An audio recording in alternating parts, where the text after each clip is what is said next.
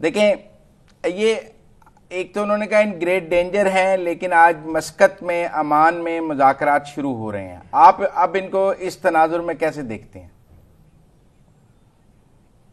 ایک تو president Trump کی ایک پرانی عبادت ہے، انہوں نے کتاب جو لکھی ہے آرٹ آف دا ڈیل، اس میں بھی یہ نظر آ رہا ہے کہ وہ پہلے پریشرائز بہت زیادہ کرتے ہیں، کیا وہ سمجھتے ہیں کہ کسی کے اوصا وہ خطا کر دیں گے اور اس کے نتیجے میں کچھ ان کو ڈیل بہتر مل جائے گی.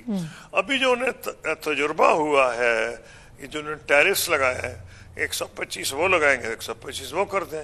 آج وہ انہوں نے بڑھایا ہے، چین اور بڑھا دے گا، کیونکہ اب نمبرز کی وقت کوئی نہیں رہی. افیکٹولی دونوں نے ایک دوسرے پر ٹریڈ امبارگو لگا دیا ہے. اب پریزیڈنٹ ٹرمپ کو اندازہ ہو رہا، سٹاک مارکیٹس تو ہو گیا ہے، ٹرمپ صاحب کو اندازہ ہو یا نہ ہو کہ یہ چیز اب چلنے والی نہیں.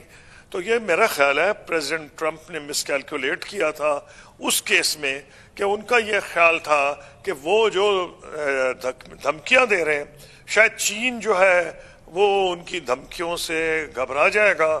نظر یہ آ رہا ہے کہ ایسا نہیں ہوا. اب آپ آ رہے ہیں ایران کی طرف.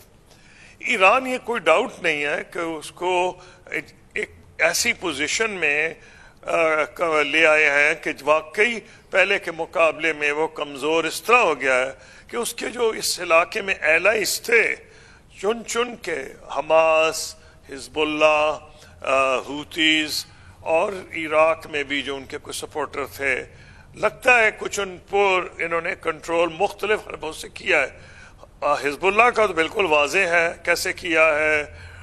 حماس بیچارے جو قیمت ادا کرنی پڑی ہے فلسطینیوں کو آپ کے سامنے ہے، لیکن فلسطینی ابھی بھی ہتھیار نہیں ڈال رہے ہیں.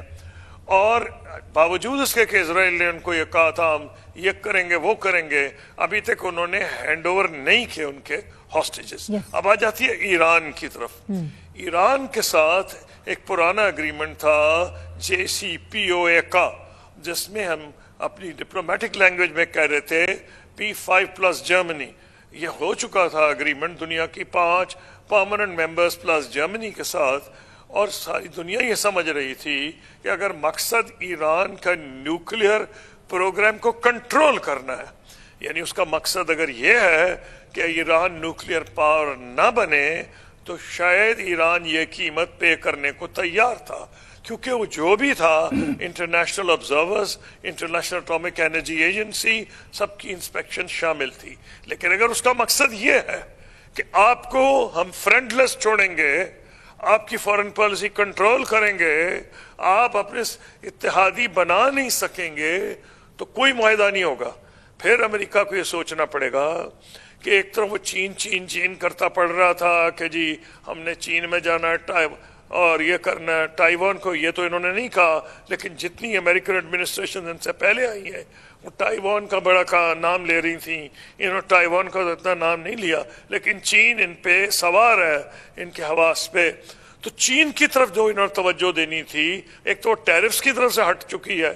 اگر یہ خدا نخواستہ جنگ چھڑ گئی تو پھر بھول جائیں ساؤتھ چائنا سی کو، بھول جائیں جو نارتھ ایسٹ میں جنگ ہے یا یہ پیسیفک کے اندر. پھر ان کو سارا مڈل ایسٹ نے ثابت کیا ہے کہ جو بیروت میں حملہ ہوا تھا، جس میں ایرانی یعنی ایک جو سیل اس میں دھماکہ، چاہے وہ سوئسائڈ بامبنگ تھی یا اور بامبنگ تھی، میں خیال ہے اب تو